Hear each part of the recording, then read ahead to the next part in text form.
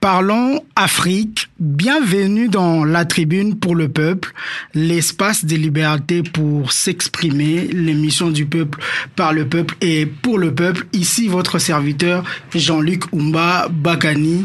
Je reçois aujourd'hui 3 confrères africains avec qui nous discuterons sur plusieurs thématiques concernant l'Afrique, notamment sur la suppression de visas, les coups d'État récents en Afrique, la France-Afrique et d'autres thématiques que vous découvrirez lors de ces balados. Bonjour, chers invités. Bonjour. Vous allez bien? Bonjour. Ça va bien, merci. Oui, ça va. Dieu fait grâce. Je commence par qui aimerait se présenter en premier? Commence par le docteur.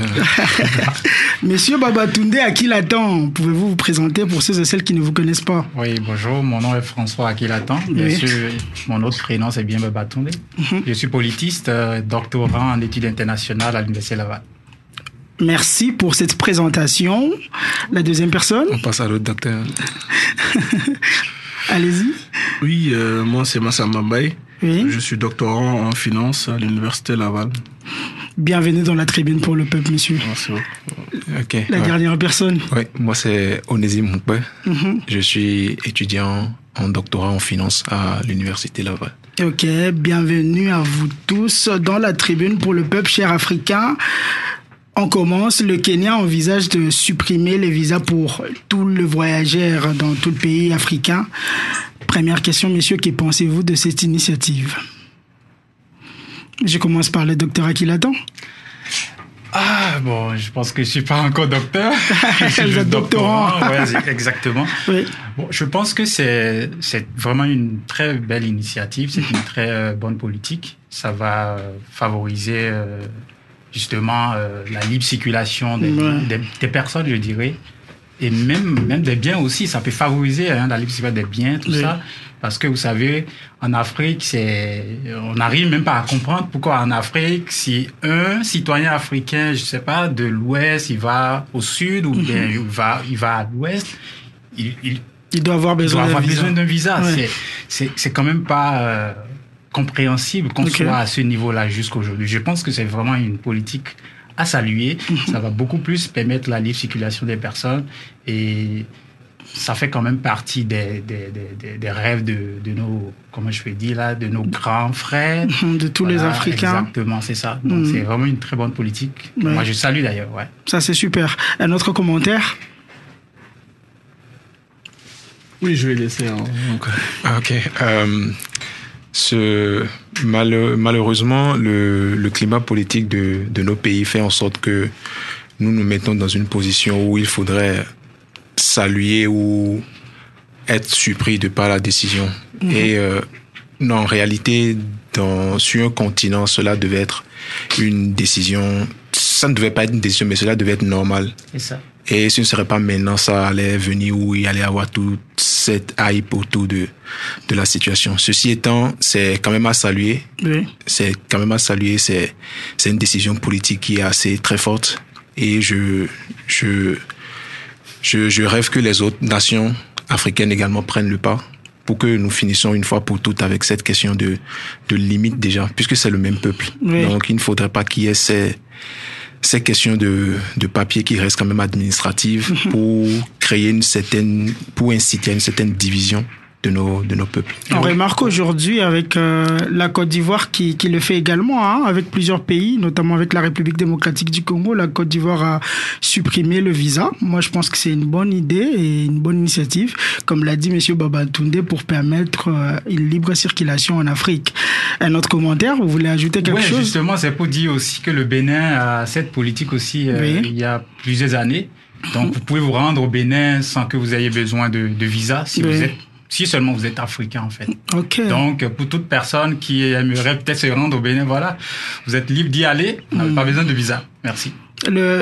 Le président Emmanuel Macron, le président français, a dit en mars dernier, lors de sa visite en Afrique centrale, notamment en République démocratique du Congo, que l'âge de la France-Afrique est révolu. La France, aujourd'hui, est un interlocuteur neutre qui parle à tout le monde et dont le rôle n'est pas de s'immiscer dans les échanges politiques internes. Est-ce que, selon vous, messieurs, c'est le déclin ou c'est la fin de la France-Afrique? Oui, je pense que si vous avez l'habitude des discours diplomatiques, cette déclaration d'Emmanuel Macron vise plus à redéfinir les relations entre la France et l'Afrique, à redéfinir ce qu'on appelle la France-Afrique aujourd'hui, plus qu'à une certaine rupture de la politique de domination. Donc il ne faut pas s'y méprendre. Il faut savoir que les pays n'ont pas d'amis, ils n'ont que des intérêts. Et on ne peut pas reprocher à la France de défendre ses intérêts politiques et économiques. Maintenant, il reste aux Africains aussi de savoir qu'on est dans un monde maintenant où c'est un peu contradictoire d'accepter certaines politiques. Et il faudrait que nous-mêmes nous définissions nous-mêmes ces accords-là. C'est-à-dire, il faudrait qu'on arrive à nous-mêmes à imposer des accords entre l'Afrique et les anciens colons, en quelque sorte. Nos colonisateurs. Ouais. Donc, il ne faudrait pas laisser à Emmanuel Macron cette initiative-là, en fait. Ça, on doit être à l'initiative. Ça, je suis totalement d'accord avec ce que vient le propos de mon confrère, qui même déjà d'ailleurs le président Emmanuel Macron avant son départ vers l'Afrique centrale en février a souligné clairement dans son propos qu'ils vont en Afrique pour défendre leurs intérêts. Ça, ça ne devait en réalité ne pas être surprenant. Parce que déjà, on a toujours su que, on ne sait pas encore si cela est déjà clair au niveau de nos élites africaines, mais les élites occidentales et puis même européennes ont toujours défendu le fait que il peut y avoir une relation d'amitié entre les individus, mais pas entre les États. Mais beaucoup plus les intérêts. Et tel que l'a dit Massamba, ça ne devait pas être une initiative venant du président Macron. Ça devait être une initiative venant de nos élites et de nos gouvernements. Monsieur Babatunde, est-ce que c'est le déclin avec notamment plusieurs hommes politiques alliés de la France qui s'éternisent au pouvoir? Je prends l'exemple de Ali Bongo au Gabon, avec Bazoum. On parlera des coups d'État tout à l'heure, mais est-ce que c'est la fin pour toi? Je pense pas encore. Parce que ce n'est pas à la France de déclarer, je pense, la fin de la France-Afrique. Parce que même si la France en fait une déclaration, ou je sais pas, le président Macron en fait une déclaration, on peut y voir, certes, une volonté peut-être de remettre en cause le sentiment anti-français qui prévaut actuellement en Afrique, tout ça, parce que ça n'arrange personne, ni les Africains, ni les Français, qu'on se dise que le continent est rempli des sentiments anti-français. Mais le problème est que... Pas anti-français. Moi, j'ai toujours été contre... Désolé si je te coupe, mais j'ai toujours été contre ce concept, sentiment anti-français. Qu'est-ce que toi tu prônes alors? Au sens littéral, sentiment anti-français, c'est comme une haine envers chaque individu français. C'est plus l'amour de soi. Au sens littéral, c'est ce que ça veut dire. Mais ce que les gens prônent beaucoup plus, c'est le sentiment anti-élite française. C'est un peu ça. Il faudrait vraiment corriger. Je suis totalement d'accord avec toi.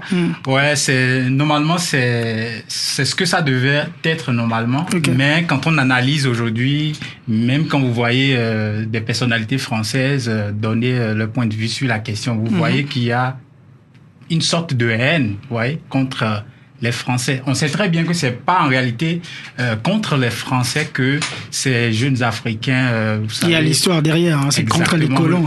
C'est beaucoup plus contre le système qui est en place. Non, mais je voudrais juste préciser une chose. On peut emboîter le pas sur le programme, mais... pour Emmanuel Macron, le fait de prendre l'initiative, c'est pas la première fois qu'il le fait. Vous vous rappelez que en 2020, il était prévu la mise en circulation d'une nouvelle monnaie communautaire, l'ECO. Et qu'est-ce qu'il a fait? Il a pris l'initiative d'aller en Côte d'Ivoire pour annoncer le changement du nom franc CFA pour ECO. Donc juste sur le plan, ça a été je parle pas. C'est ça en fait. C'est ça en fait. C'est-à-dire là, c'est juste couper l'herbe sous les pieds Africains. C'est ça sa stratégie. En fait. C'est même la preuve la preuve visible d'une ingérence française au sein de nos institutions. Certains paternalismes, exactement. On n'a pas besoin forcément que quelqu'un nous dise quoi faire. Donc, sur cette base-là, peut-être que je vais revenir sur ce que je disais. C'est vraiment une déclaration qui, bien que nous voyons une sorte de volonté à changer les données actuelles, enfin, le sentiment anglophone, anti-français, tout ça, mais moi je veux dire que non seulement c'est pas vraiment à la France de décider la fin de la France-Afrique, mais c'est plutôt aux élites africaines. Okay. Ce sont nos décideurs qui doivent prendre cette décision, parce que et il faut même déjà le dire qu'il y a certains qui ont peur de prendre certaines décisions face à la France. Ce qui doit cesser, ça doit s'arrêter. Mais là, revenons même à sa déclaration. Le fait de dire que c'est terminé, même si diplomatiquement parlant, du point de vue public, on fait une déclaration qu'on veut mettre fin à la France-Afrique. Et que, on met en œuvre des politiques, enfin, une diplomatie vraiment publique qui soutient une telle déclaration. Mais il ne faut pas oublier que les vraies décisions politiques sont secrètes. Il y a des choses qui vont se faire sous couverture que vous ne verrez pas sur les médias, qu'on ne peut pas en parler. Est-ce qu'il y a réellement cette volonté de mettre fin à la France-Afrique ? Point d'interrogation. S'il y en a, je pense que c'est les Africains qui doivent vraiment s'y armer. Prenons-nous en charge. Exactement, c'est ça. Monsieur Massamba a parlé de l'éco tout à l'heure. La nouvelle monnaie que la CEDEAO a prônée, qui aurait la même configuration que le franc CFA et qui viendrait donc remplacer ces derniers. Mais avec les Covid en 2020 et les autres aléas, le projet n'est plus vraiment d'actualité à ce que moi je vois en tout cas. D'abord, est-ce que vous avez des nouvelles concernant l'éco ? C'est au point mort. C'est ça, en fait, c'était parce qu'il y avait deux choses aussi, il faut le souligner. C'est pas seulement la France, c'était le fait que c'est une monnaie communautaire. Donc pour la mettre en place, il fallait une convergence des politiques monétaires. Et il y avait le Nigeria qui n'arrivait pas trop à satisfaire ces critères de convergence là. Maintenant, est-ce qu'on devrait seulement se baser sur ces critères de convergence-là pour avoir une monnaie communautaire ? Moi, je pense pas. C'est mon avis. Mais il y a eu de la politique derrière aussi, parce que la France a pesé de tout son poids pour que ce projet-là ne puisse pas voir le jour. Maintenant, je sais pas si on passe directement au franc CFA, parce que il y a là aussi... Avant de parler de l'éco, il faut aussi parler à quel point le franc CFA pose problème, en fait. Ok. Ben, allez-y. Oui, parce que ici, c'est la tribune pour le peuple. Pourquoi on parle de l'éco? C'est déjà parce que c'est grave, mais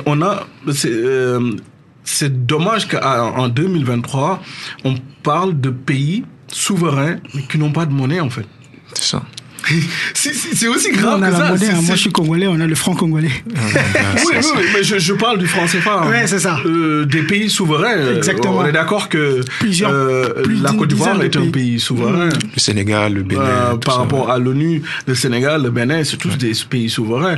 Mais avoir des pays qui se disent souverains et qui n'ont pas de monnaie, c'est grave en 2023. Très grave. C'est très grave. Et moi, j'en parle parce que peut-être on peut dire que c'est mon domaine en quelque sorte. En fait, il faut être financier ou économiste pour comprendre. C'est vraiment très grave. On n'a pas de monnaie. C'est vraiment pas une monnaie, en fait. La seule comparaison qu'on peut faire, il faut reculer durant la Seconde Guerre mondiale. Durant la Seconde Guerre mondiale, avec les Allemands qui avaient imposé aux Français une monnaie. Vous voyez, genre, et les Français même qui nous imposent aujourd'hui ce franc CFA-là, eux ont vécu, ils disent que durant leur histoire, c'est les périodes les plus sombres de leur histoire.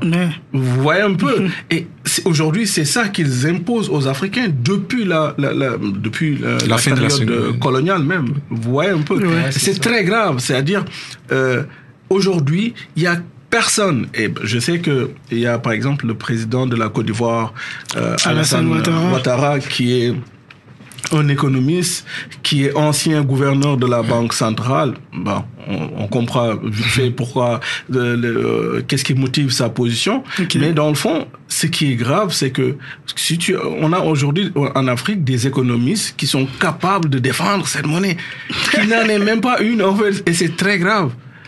En tout cas, moi, peut-être qu'on va nous sortir d'autres raisons. J'ai vraiment écouté beaucoup d'économistes en Afrique qui sont pro-CFA, comme Alassane Ouattara, qui parlent de la stabilité de la zone. Oui. Mais c'est très grave. Non seulement il n'y a pas de stabilité monétaire, mais en plus, tout ce qui arrive à la population de cette zone monétaire-là, c'est lié à cette monnaie-là. Ouais, vous avez raison. Tout. Oui, en fait, ce problème, vous savez, il y a certains problèmes de la finance et de l'économie de manière générale qui relèvent un peu de philosophie. Ouais. Où vous avez, en quelque sorte, des groupes qui défendent chacun leurs idéologies avec des arguments et des modèles quand même assez solides, tu vois. Lorsqu'on prend le cas du président Alassane, il affirme que le franc CFA et sa règle monétaire est une bénédiction pour l'Afrique. Par ailleurs, vous avez un groupe de personnes qui, sur un point de vue idéologique, estiment que la question monétaire, avant de considérer son point économique ou avant de la considérer comme moyen de transaction, relève d'abord de souveraineté et de responsabilité aussi, il faut souligner, de chaque peuple. Tout à fait. Même quand mon confrère parlait tout à l'heure, il soulignait le point, après la Première Guerre mondiale, il a fait allusion justement quand les Allemands ont occupé la France, la première chose qu'ils ont fait, c'est d'imposer une monnaie à la France. Même ça en addition, même ça c'est rien. Après la Seconde Guerre mondiale, lorsque les États-Unis, faut aussi reconnaître qu'après la Deuxième Guerre mondiale, les États-Unis voulaient administrer l'Europe. Exactement, c'est le point que je voulais souligner. Il y avait le général de Gaulle. C'est vraiment un point intéressant. Il voulait également, ils avaient commencé même déjà à ingérer de la CIA, tout ça. Ingérer une autre monnaie dans l'espace économique européen. Et c'est là le général de Gaulle s'y est farouchement opposé, parce que déjà il y avait deux modèles politiques qui s'affrontaient à l'époque. On avait le capitalisme c'est-à-dire le système capitaliste qui venait avec la démocratie c'est-à-dire venant de l'Occident, des États-Unis, et nous avons c'est-à-dire le modèle politique communiste qui était à l'URSS à l'époque. Et le général de Gaulle était un pro-communiste. Ce qui a fait que donc, ce qui voudra dire quoi? Que déjà, le général de Gaulle a bien conscience de ce que cela implique qu'on vous impose une monnaie. Donc, l'année où il a obtenu gain de cause, il faut se rendre à l'évidence que une année après, c'est là il a imposé le franc CFA à nos États. Okay. Bien vrai qu'ils avaient déjà cette idée-là avant la Deuxième Guerre mondiale, mais une année après, ça va obtenir gain de cause. Il impose maintenant le CFA à nos États. Même économiquement, cette monnaie ne nous arrange pas. Parce que lorsque vous vous intéressez un peu aux règles monétaires du CFA, avant que l'État français, parce que c'est l'État français qui garantit notre monnaie. Okay. Pour que l'État français garantisse notre monnaie, il faut que les réserves de nos banques centrales dans des devises étrangères. On n'en a même pas. Les 50. Non. Nos banques centrales. Déjà, ce qu'ils disent. Chaque pays africain, en tout cas, les pays qui sont membres, qui utilisent le franc CFA, le Bénin n'a même pas une banque centrale, c'est juste. C'est l'espace, tu vois. Je comprends, donc, la réserve de la banque, il faudrait que 50% soit envoyé au Trésor public français, c'est-à-dire, quand on dit envoyer techniquement, c'est pour racheter de la dette européenne. Okay. Et eux, après, ils nous donnent des intérêts. Dieu seul sait à quel taux. Vous m'apprenez des choses, moi je suis pas financier. Non, tu vois, Dieu seul sait à quel taux c'est rémunéré, c'est Non, c'est pire que ça. C'est-à-dire, quand on parle de l'aide économique, c'est-à-dire quand la France dit je vais aider les Africains, je leur donne tant, et je te prends ton argent, puis justement je fructifie, je te prête les intérêts. Ce sont ces 50% là de vos réserves. Et même ce qui voudra que la France utilise pour vous aider, et ça on appelle ça ce qui voudra dire quoi? Que déjà en tant qu'Africain, le simple fait de confier, de racheter, d'utiliser 50% des réserves de nos banques centrales et de racheter l'obligation de l'État français. Monsieur Massamba ici peut confirmer que c'est comme ça on crée de la monnaie. Ok. En faisant ça, on crée de la monnaie. Oui. Et ça, nos banques centrales pourraient utiliser cette monnaie-là et utiliser la technologie de quantitative pour racheter la dette de nos États. En créant aussi de la monnaie sur notre espace. Il faut pas qu'on soit trop technique pour ceux qui nous écoutent. Oui, il faut employer le terme simple. Exactement. Pour confirmer ce que tu dis, je vais donner un exemple très concret qui s'est passé récemment. Oui. Okay? Vous êtes au Canada. Oui. Ok. Durant la période de la Covid, il y avait ce qu'on appelle l'aide du gouvernement. Ok. Qu'ils appelaient comment encore? L'aide du gouvernement, les $2,000 par mois. Moi, je n'étais pas là à l'époque. Oui, il y avait. Je n'étais pas encore là. En fait, le gouvernement canadien versait presque à tout le monde, ceux qui ont perdu leur travail, $2,000 par mois. Oui. Ok. Et ça, comment ils l'ont fait? Ils ont comme ce qu'on appelle en anglais helicopter money, c'est-à-dire ils ont créé une nouvelle monnaie pour aller donner ça aux gens. Ok. C'est pas une nouvelle monnaie. Oui. Ok. En griffe, c'est ça? En fait, c'est ça. La question de création de monnaie. L'idée, c'est quoi? C'est-à-dire, la banque centrale canadienne achète des obligations de l'État canadien et met ça dans son compte à elle. Ok. Donc, en revanche, vu que le gouvernement a de l'argent à travers ces obligations-là, puis il s'en va donner ça aux populations et aux entrepreneurs, ainsi de suite. D'accord? Ça, c'est au Canada. La France a fait la même chose. Les États-Unis, ils ont fait la même chose, ainsi de suite. D'accord? Jusqu'ici, ça va. Maintenant, aujourd'hui, qu'est-ce qu'on est en train de vivre? Une période inflationniste. On est dans l'inflation. On a beaucoup d'inflation. On est d'accord? Aujourd'hui, quand tu es un citoyen canadien, tu sais que l'inflation est due à la planche à billets qu'ils ont fait durant la période de Covid. Tout le monde le sait. C'est comme quand tu es malade, tu sais pourquoi tu es malade. C'est-à-dire, hier, j'ai mangé trop de coquilles Saint-Jacques, donc je suis tombé malade aujourd'hui. Je sais que j'ai mangé hier des coquilles Saint-Jacques, ok? Oui. Maintenant, le problème qui se pose, c'est que les Africains, ceux qui sont dans la zone CFA, eux, on leur a donné rien du tout durant la période de la Covid. Rien, absolument rien. Ils n'ont pas reçu d'argent, ok? Malgré tout ça, eux, ils vivent une période inflationniste. Ça vient d'où? C'est parce que ta monnaie n'est pas une monnaie. Parce que l'inflation, c'est quoi? L'inflation, c'est pas une augmentation des prix comme les gens le pensent. L'inflation, c'est la monnaie qui perd de la valeur. Oui, maintenant, si tu n'as pas une monnaie, tu as une fraction d'euro qu'on t'a donnée, si l'euro perd de la valeur, la fraction de l'euro aussi perd de la valeur. Et donc, du coup, les Africains aujourd'hui vivent une période inflationniste avec les prix qui explosent et ils savent même pas d'où ça vient en fait. Monsieur Babatouné, est-ce que tu penses que le franc CFA aujourd'hui doit être remplacé par une monnaie purement africaine? Après, on va passer à notre thème. Alors, mon point de vue, c'est que chaque pays africain puisse posséder une monnaie. C'est ça. Parce que ça pose un problème de souveraineté, comme mon confrère l'a souligné. Moi, je suis politiste. Tu n'es pas d'accord avec une monnaie commune pour l'Afrique subsaharienne? Bon, une monnaie commune, c'est une très bonne idée. Je suis entièrement d'accord avec ça.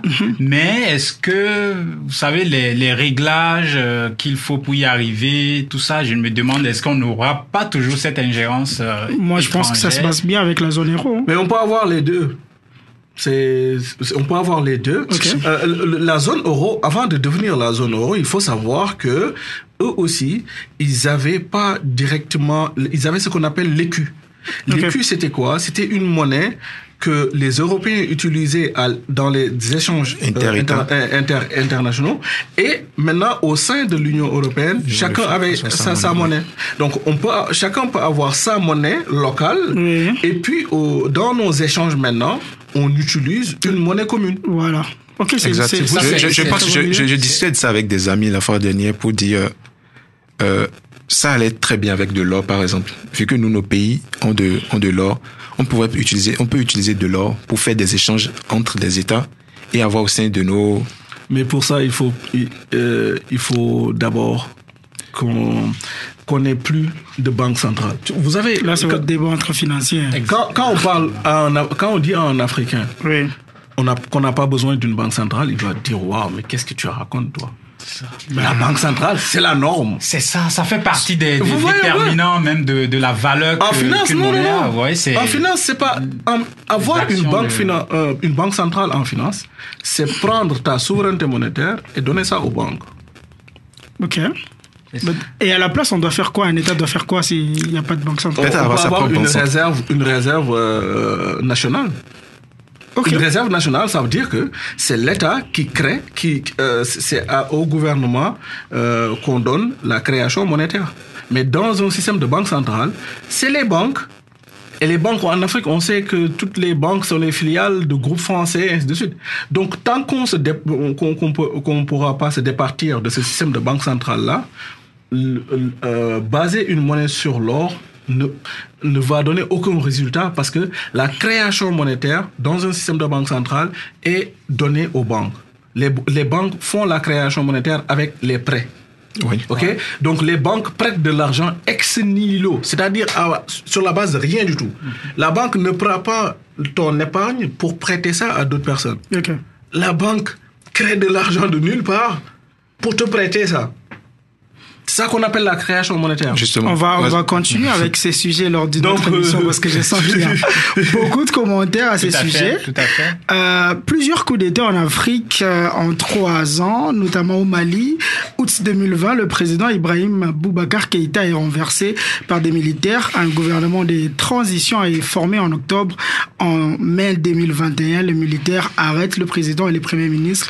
Le colonel Assimi Goïta est investi en juin comme président des transition au Burkina Faso. Damiba renverse Kaboré en janvier 2022 et il est à son tour chassé par Ibrahim Traoré en septembre. En Guinée, on voit Alpha Condé renversé par les colonels Doumbouya. Au Niger, le général Abdourahmane Tiani renverse Bazoum. Ne parlons même pas de ce qui se passe au Soudan où sévit aujourd'hui une guerre entre le général Bourhan et son ancien numéro 2, M. Daglo.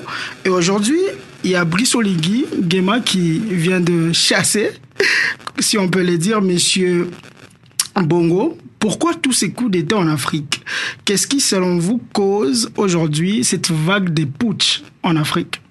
M. Babatunde. Merci pour m'avoir adressé la parole.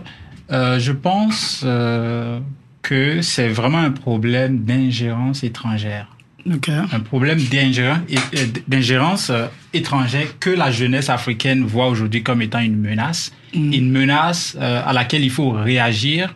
Et quand vous voyez des mouvements qui se forment, des mouvements sociaux pour lutter contre ces genres d'ingérence dans nos affaires internes, tout ça, moi, j'arrive à conceptualiser un peu, à comprendre en quelque sorte les militaires. Même si je ne suis pas pour une gouvernance militaire en Afrique, les militaires ne sont pas faits pour gouverner. Ouais, exactement. Même on peut même parfois remettre en cause, vous savez, la nomination d'un militaire comme étant ministre de la Défense. Ça fait c'est pas le modèle exactement. Il faut des civils. Oui. Il faut vraiment des civils. Oui. Voilà, c'est pour souligner que je ne suis pas pour une gouvernance militaire, mais on arrive à comprendre un peu que c'est vraiment cette menace ressentie par la jeunesse à travers, enfin, cette menace de la part de l'ingérence étrangère que les militaires essaient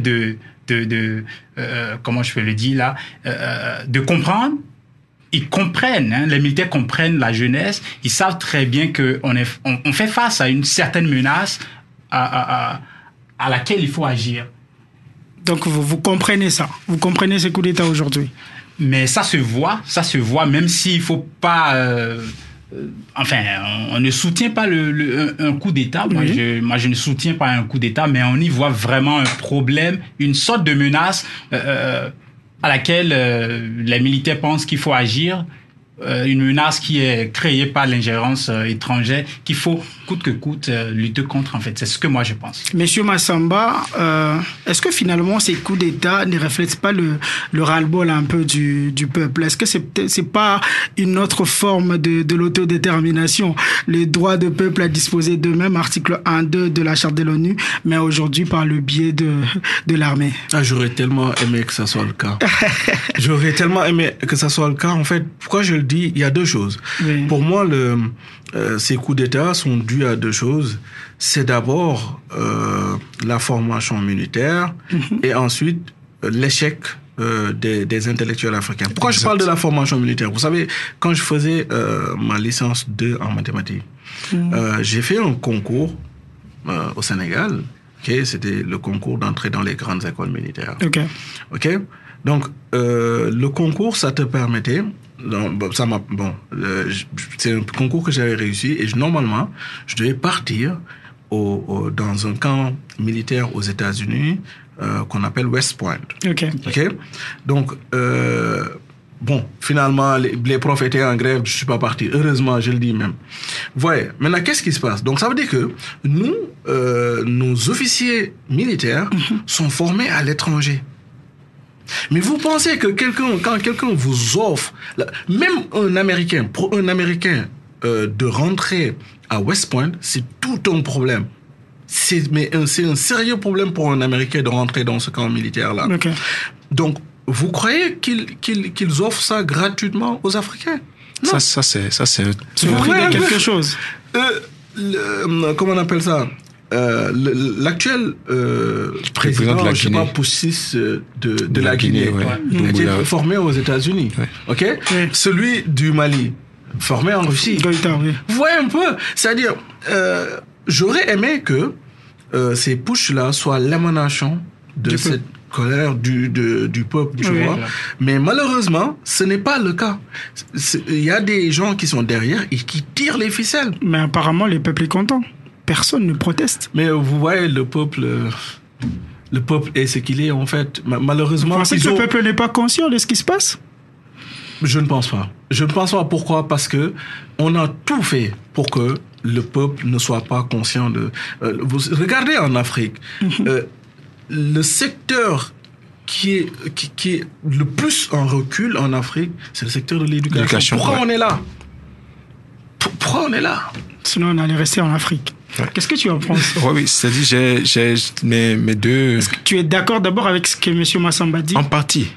Okay. En partie. Et quelle est l'autre partie? L'autre partie, c'est que, déjà, pour commencer, les histoires de coups d'État au XXIe siècle, moi, déjà, peu importe leur motivation, c'est-à-dire ce qui a causé les coups d'État et ce qui puisse quand même motiver quelqu'un à prendre les armes pour prendre le pouvoir, moi, d'abord, c'est honteux. Tout à fait. En tenant ce genre de propos, je ne dis pas que je suis pour ou je fais l'apologie des coups d'État ou je suis contre les coups d'État. Ok. D'ailleurs, le simple fait qu'il y ait coup d'État, moi, ça me fait honte. D'accord. Parce que j'ai du mal à regarder des gens qui ne sont pas, des collègues qui ne sont pas dans le même espace régional que nous. Et c'est-à-dire, comment je peux bomber mon torse à Francfort si je viens d'un pays qui s'émancipe, vous comprenez? D'une région qui s'émancipe, déjà. Aussi pour souligner et pour appuyer un peu ce que a dit Massamba, je ne dirais pas je ne m'appuierai pas, je prendrai le point où il a dit, c'est également l'échec de la part de nos élites africaines. Okay. Parce que lorsque vous écoutez vous écoutez le discours de Mamadou Doumbouya, revoir ce terme-là, élite. Ouais. disons les dirigeants africains. Ouais. Parce que déjà, plutôt les politiciens. si vous écoutez l'intervention de Mamadou Doumbouya à l'ONU, il a énuméré les raisons qui les ont amenés à prendre les armes et à prendre le pouvoir. Okay. Et ce qu'il a dit, c'est très légitime, son propos est très très légitime.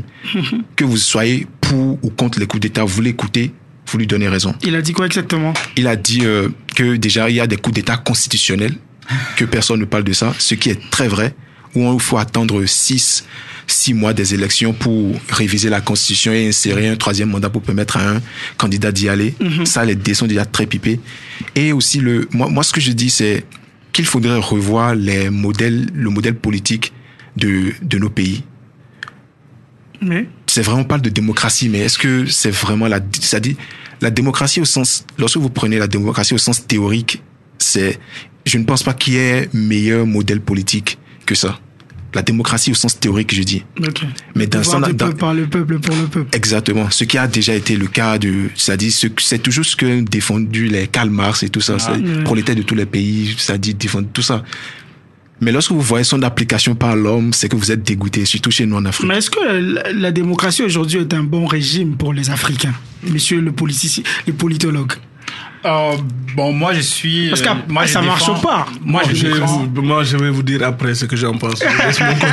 Moi, je suis un défendeur de la démocratie et des droits de l'homme. Ouais, ça peut marcher pour l'Afrique, mais peut-être une manière de reconceptualiser le système par rapport à la réalité africaine, vous voyez. Par rapport à l'histoire aussi. Tout à fait, parce que moi j'ai suivi la dernière fois l'ancien président nigérian qui dit que la démocratie aujourd'hui telle qu'elle est conçue n'est pas faite pour les Africains, qu'il faut une sorte de démocratie. Il appelle ça Afro-démocratie. La démocratie africaine, purement africaine. Est-ce que vous voyez? Mais ça va dépendre parce que vous savez, quand vous voyez un pays africain, chaque pays africain diffère l'un de l'autre, vous savez. Donc, est-ce qu'on va avoir plusieurs démocraties africaines? Je ne sais pas trop. Mais selon ce qu'ils pensent, c'est que, il faut cette Afro-démocratie pour pouvoir faire avancer les valeurs démocratiques en Afrique. Monsieur Massamba, vous en pensez quoi? Vous savez, en général, quand on parle d'un système, il faut toujours regarder d'où ça vient. Okay? Donc, quand on parle de démocratie, on va parler de Grèce, on va parler de Rome. Okay? Comment ça se passait la démocratie là-bas? Est-ce que c'est le peuple qui dirigeait réellement? C'est pas le cas. Et que ça soit aux États-Unis, que ça soit partout dans le monde, la démocratie, c'est un système d'influenceurs.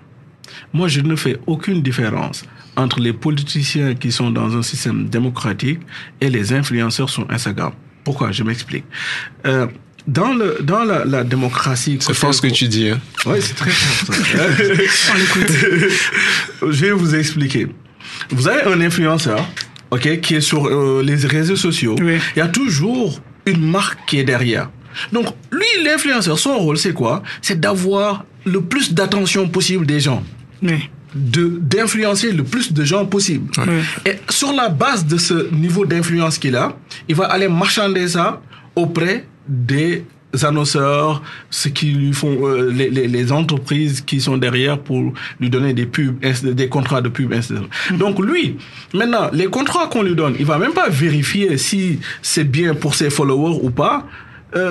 Quel que soit Alpha, même si les produits ne sont pas bons, il va aller les présenter à ses followers et les vendre. C'est la même chose. On a le système démocratique aujourd'hui, on a, disons, comme le système présidentiel ou présidentialiste, on a un président de la République, on a le Parlement, l'Assemblée. On a donc des députés qu'on élit pour voter nos lois. C'est très grave, c'est voter des lois. Ces députés-là, eux, font comme les influenceurs, donc ils vont avoir le plus d'influence possible, c'est-à-dire avoir des voix, pour dire, j'ai un poids politique de temps. Maintenant, derrière, il y a ceux qui ont le capital, qui s'approchent d'eux pour leur demander de voter ça ou ça ou ça ou ça. Mais ils ont une légitimité, les députés, on les a élus quand même. C'est cette légitimité qu'ils s'en vont marchander. Forme de gouvernement. C'est ça en fait. C'est la même chose que l'influenceur. Ça existe aussi dans des l'influenceur, il a une certaine légitimité qu'il s'en va marchander. C'est la même chose. Lui aussi, il a une certaine légitimité qu'il s'en va marchander auprès de ceux qui ont le capital et ou de ceux qui veulent. Par exemple, disons que quelqu'un il veut faire changer la loi sur les OGM. Mais il va voir qui? Il va voir les députés, il va pas voir le peuple. Parce que si, par exemple, c'était une démocratie comme la Suisse, il devrait aller convaincre tout le peuple pour que la loi passe. Mais dans les démocraties comme on les voit aujourd'hui, il a une audience restreinte. Ouais, c'est les ça. députés. Il parle de bottom-up policy. Si. Voilà. Vous voyez un peu. Les politiques qui partent Oui. du bas vers Du le bas haut. vers le haut. Mais vous choisissez de prendre une politique qui du haut vers le bas. Vous imposez ça à la population. Ben, je pense que c'est Ouais, toujours ouais, bon de c'est- consulter c'est- Ensuite, la si tu population veux à la base changer avant de une prendre loi, une politique. ouais, pour il avoir faut une certaine convaincre tout le légitimité. peuple. C'est un peu ça le problème avec la mise en application de la démocratie. En Afrique, vous pensez que c'est ça le problème? Est-ce que c'est seulement en Afrique? Ben, C'est quelque chose pas- qui c'est vraiment pas mais seulement. c'est pas seulement en Afrique, hein. C'est pas seulement en Cela se voit Moi, partout. je reste Il y a des vraiment dans le cadre gouvernements africain. qui obligent leur population. Dans le cadre africain, pourquoi c'est un problème? Parce que nous tous, on reconnaît ici, aujourd'hui, que nos problèmes, c'est à cause de nos gouvernements qui sont entre guillemets des marionnettes de certains. Ok. Maintenant, ça, comment on fait pour éviter qu'ils ne soient on est plus- revenu dans le débat. Je pense qu'on essaie. Ouais, c'est ça. Est-ce que vous pensez on est que- revenu vraiment dans le débat? Est-ce que C'est vous vraiment pensez un point que- essentiel, important. Cette vague des coups d'État, est-ce que vous pensez que cette vague des coups d'État va continuer? Parce qu'il y a encore des présidents, des dirigeants qui s'éternisent au pouvoir. Mais selon les observations empiriques, vous pouvez vraiment faire cette prévision en fait. Ok. Enfin, parce que c'est comme ce que j'ai dit tout à l'heure. La jeunesse africaine voit clairement, voit aujourd'hui l'influence des réseaux sociaux. Quand il y a quelque chose qui se passe, on n'est pas dans les années 1900 ou je sais pas, au début des années 2000 où on peut prendre n'importe quelle décision et puis ça va passer. Mais aujourd'hui, ils observent tout ce que vous faites et puis ils voient clairement ce qui se passe. Ok. Et moi, je pense vraiment que c'est cette ingérence qu'il faut... il faut vraiment lutter contre cette ingérence étrangère. Et on n'a même pas des politiques contre cela. Les États-Unis, le Canada, c'est des pays qui ont des politiques pour lutter contre l'influence étrangère malveillante. Justement. Vous voyez, on a la CIA, on a le FBI qui travaille, le DNI, qui font quand même des efforts pour Mais lutter contre on a des agences les de renseignement influences, chez nous aussi. exactement, russes, iraniennes. Ça, c'est pour chasser les politiques. Oui, c'est ça, on fait les opposants. Les opposants. Mais on n'a pas ce genre de politique chez nous. Même si vous dites que vous demandez à un espion en griffe béninois qu'est-ce que aujourd'hui les médias américains pensent du Bénin ou bien de telle ou telle décision. Il n'a pas d'informations. Il n'a pas d'informations. Il n'est pas capable d'aller chercher les informations utiles. Mais si c'est pour aller contre un opposant, il peut faire ce travail d'espionnage. D'accord. Monsieur Mba, nous tendons vers la fin parce qu'il y a l'heure aussi. On a pris plus de temps avec le franc CFA. Ouais, c'est ça, exactement. Bon, nous sommes malheureusement arrivés à la fin de cette émission. Que je pense en tout cas que sera la première sur plusieurs concernant la politique et société en Afrique. Est-ce que vous avez un mot de la fin? Qu'est-ce que vous voulez ajouter pour l'Afrique? Un conseil, un mot d'encouragement? Je ne sais pas, ça dépend de vous. Je commence. Oui, vous pouvez aller, monsieur Onésime. Moi, d'abord, je pense que la seule chose que je dirais, c'est que tout Africain, là où il se trouve, c'est d'essayer au maximum de s'éduquer. D'accord. Et quand je dis éduquer, cela ne veut pas nécessairement dire d'aller à l'école, suivre une... Non, ça ne veut pas du tout dire ça. Moi, la preuve, je me considère beaucoup plus comme un mathématicien que tout, mais j'essaie quand même de m'intéresser à tout ce qui a rapport à l'économie, au modèle politique, au modèle social et tout ce qui va avec. C'est le seul moyen pour que quelqu'un ne vienne pas nous berner avec une fausse information. Ok. C'est tout ce que je peux dire. Aller à la recherche de la vraie information. Exact. Monsieur Massamba, merci. Oui, moi j'ai d'abord, je vais terminer sur peut-être une note d'espoir, Oui.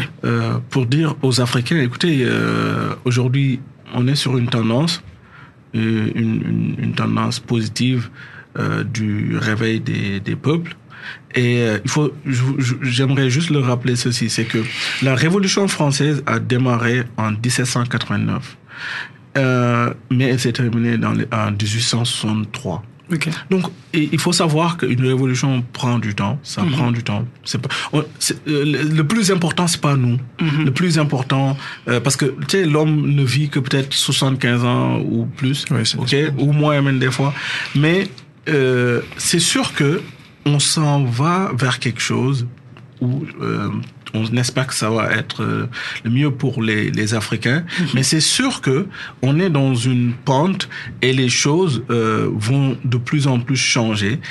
Parce que, je vais vous dire, la seule chose contre une propagande politique, c'est le réveil des consciences. Si les gens se réveillent, si les gens s'éduquent, comme Onésime l'a dit tout à l'heure, et s'éduquer maintenant, ça ne coûte même plus cher. Si tu as YouTube, tu peux t'éduquer. Si tu as juste accès à Internet aujourd'hui, tu peux t'éduquer par rapport... Parce que la première chose aujourd'hui, la maladie la plus dangereuse qu'on a aujourd'hui, ce n'est pas le sida, c'est la stupidité. Ok. Et comment on évite ça? C'est surtout connaître son histoire. Connaître son histoire pour que ça ne se répète pas. D'accord. Merci à vous, Monsieur Massamba. Monsieur Akilatan. Oui, je pense justement que il faut que les pays africains puissent respecter le contrat social. En fait, c'est ça qui lie tout État au monde, à ses citoyens. Il faut que vraiment on affirme cela, notre souveraineté, parce que c'est quand les citoyens décident d'élire un dirigeant, parce qu'ils savent très bien que cette personne est capable de mieux les représenter. Et la représentation n'est pas seulement à l'intérieur. Il faut être capable d'affirmer cette souveraineté-là au niveau international. C'est parce qu'on n'est pas capable d'assumer notre responsabilité qu'on est victime aujourd'hui de cette ingérence étrangère qui, aujourd'hui, entraîne des coups d'État parce que les militaires en ont totalement marre et puis, puisqu'ils sont soutenus par la jeunesse. Mais je pense qu'il faut vraiment travailler par rapport à notre souveraineté. Ça englobe la question du franc CFA, les coups d'État, tout ça. C'est vraiment important, la souveraineté d'un État, très très important, parce que c'est parce que on prend pas cela au sérieux qu'aujourd'hui on est là où on est. Merci à vous, chers invités, et à tous mes frères et sœurs congolais en général, et en particulier ceux de l'Est. Je vous envoie tout mon soutien et mes pensées les plus chaleureuses en ce moment difficile de la guerre, et restons forts et unis malgré le défi. Puissiez-vous trouver la paix et la stabilité que vous méritez tant. Vous n'êtes pas seul dans cette épreuve, et j'espère de tout cœur que des jours meilleurs arrivent pour le Congo. Votre frère Jean-Luc Oumba. Merci à vous également, cher peuple, d'avoir suivi ces balados. Rendez-vous chaque mercredi à 14h sur Chiz Radio et chaque dimanche à la même heure sur YouTube. Bientôt sur Spotify, très très bientôt sur les plateformes des balados. Merci à vous, chers invités. J'espère vous revoir bientôt dans la tribune pour le peuple. Avec plaisir. Vous promettez de revenir? Bien. S'il y aura du jus de maïs. S'il y aura du jus de maïs. Ok.